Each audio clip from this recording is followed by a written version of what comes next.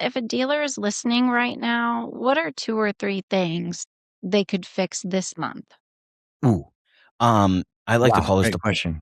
that is a great question. I like to call this the process, and can I answer the 3 things with one? So I like to call this the process.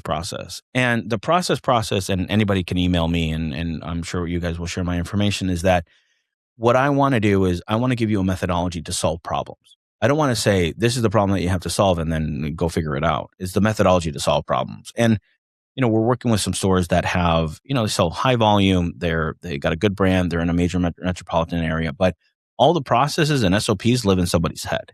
It's like, how do you go from translating into somebody's head to writing that stuff down?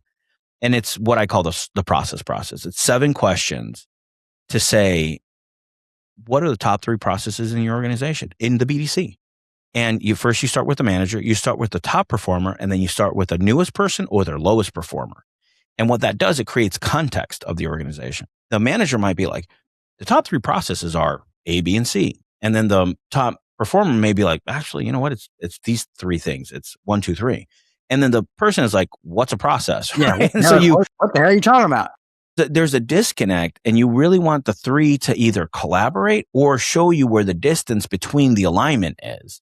And you go through the top 3 processes. You go through where do each one start and stop?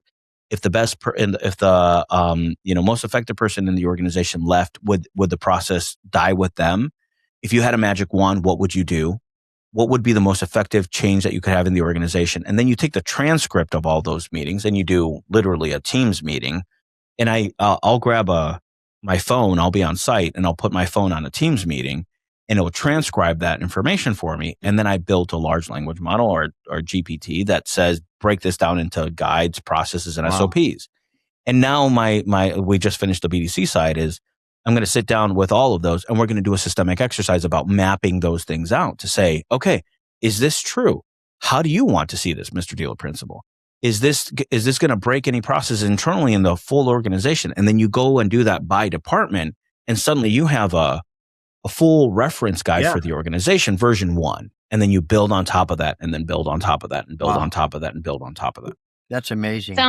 It sounds like something that most people would probably need help with. They wouldn't be able to do it on their own. And John's that guy. Happy to help. There you go. Yeah.